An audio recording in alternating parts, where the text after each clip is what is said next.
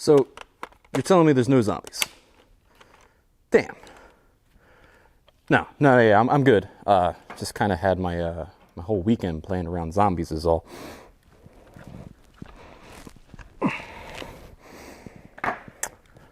So I'm just going back to work. Is that it? But I'm not allowed to actually go to work. I'm working from home. Okay, that's cool. That'll at least open up some time for me to go to the gym. You know. The gyms are what? Can you just give me a sec?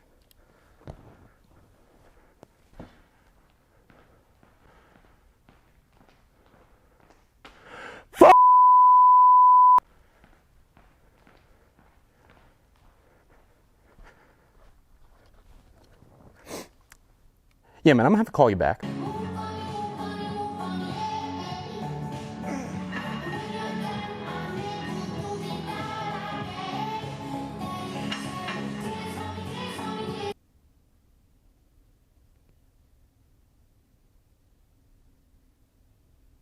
So rough start to the year, gang. Undeniably, this is going to be a unfamiliar and challenging time for a lot of people. For many, their entire lifestyle, their routine has just been flipped up on its side. We don't know where this is going from here or how long this is going to last. And quite honestly, I don't care about talking about all that today. Here's the only thing I think will be important in tough situations like this.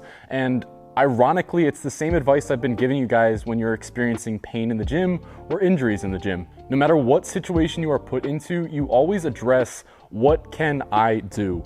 You figure out what is in your control to do, and you do it. Obviously, a lot of people are stranded without a gym right now, which amongst the various issues that this virus is causing is a complete first world problem to have, but I get it. This hobby means a lot to a lot of people, and the inability to do it is going to cause possibly some mental duress for a lot of people, so I get it. But right alongside this issue, we're already seeing an influx of people getting creative as hell with how they can still train despite their gym being closed.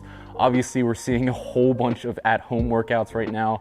We're seeing a bunch of people getting really creative with how they can make equipment at home from spare parts they have, or literally from pieces of nature. People are literally picking up rocks right now, which in my mind is cool as hell. Is all of this at-home workout stuff going to be as ideal or as effective as your normal training in the gym with all of the equipment that you want to have?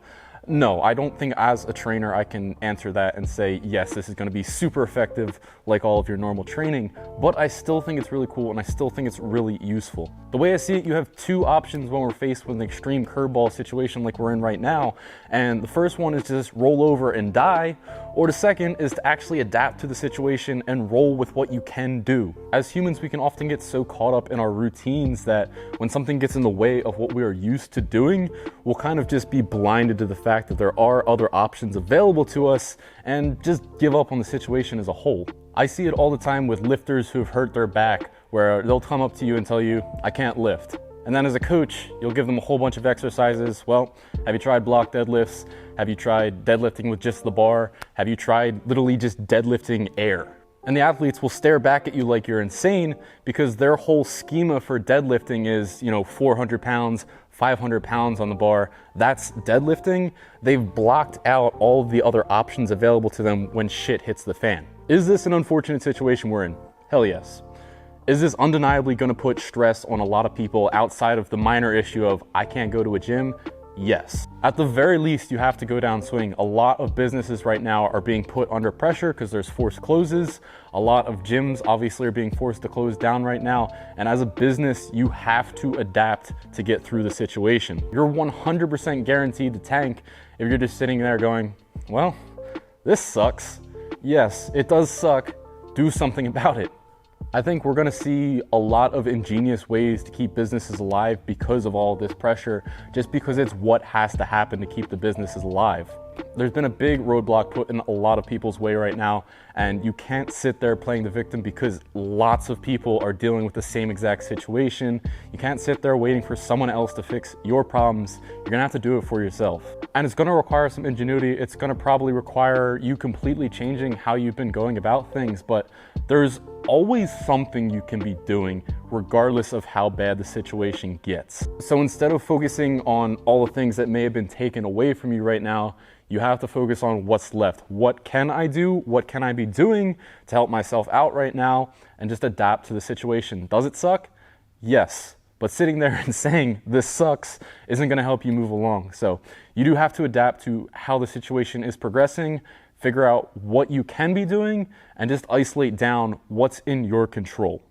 All right, so I don't know if you guys are tired of at-home workouts yet, but even if you are, here's another one. All right, so this workout's called leg crank. That's really popular with runners, which is where I got it from, which means we're bringing up demons from my past life. Thanks a lot. Show you 2 ways to do it. One's if you just want simple conditioning, so body weight, just simple conditioning, maybe a light leg workout. And the second way is if you're a gym bro who's really sad because their gym's closed right now and your muscle is literally disintegrating off your body. If you're just doing this for conditioning, you're doing it exactly as written. So 24 body weight squats, 24 body weight lunges, so that's 12 each leg, 24 jumping lunges, again 12 each leg, and then 12 jumping squats to finish it out. And you're gonna do either 1 or 2 rounds as fast as possible. Once you get through those 1 or 2 rounds, then you'll rest for a minute or 2, and then you can repeat the same exact thing. While this looks really simple on paper, it is genuinely difficult, so I'd probably start with the single rounds before jumping to double rounds. And then from there, you can just do, 4 to 5 rounds total. Kind of depends on how much time you have, how good you're feeling. All right, and if you're just trying to sustain your legs with a little bit of strength work, what we're gonna do is find something to use as resistance around your house. So literally a bucket of rocks, bucket of water, sandbag, a literal rock, I don't care, just something to use for resistance. And we're gonna change the jumping exercises back into normal static exercises, and that'll be the only change, just because jumping with load can sometimes be a little bit iffy, but other than that, it's gonna be the same rep scheme. If you do happen to find a particularly heavy object, like over 100 pounds, you can cut all the reps in half, because this could be pretty brutal depending on what kind of object you have. And then for strength, you'll give yourself full rest in between rounds, so think 3 to 5 minutes, like you would for normal sets of squats. And again, you're shooting for 4 to 5 rounds, think what you do for a strength workout. No, this isn't barbell training, and no, this isn't gonna make you Arnold, but it is training, and honestly challenging training. So I hope this does help those of you that are in a bit of a bind with your gym being closed, and I hope some of you can get a good workout out of it.